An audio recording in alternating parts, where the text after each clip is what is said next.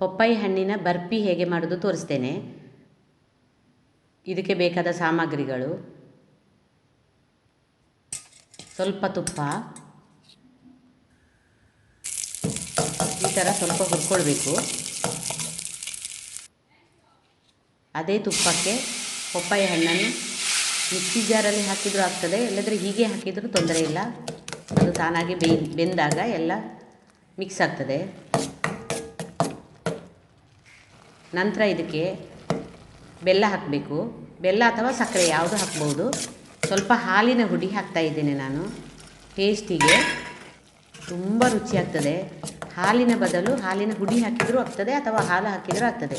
ಒಂದು ಅರ್ಧ ಗ್ಲಾಸು ಹಾಲು ಅಥವಾ ಹಾಲಿನ ಹುಡಿ.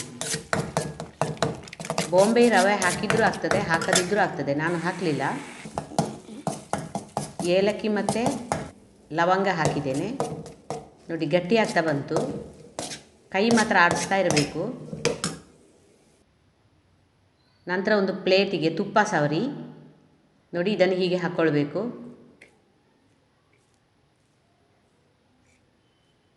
ಈಗ ಗೋಡಂಬಿ ಮತ್ತು ದ್ರಾಕ್ಷಿಯನ್ನು ಅಲಂಕಾರ ಮಾಡಿಕೊಳ್ಬೇಕು.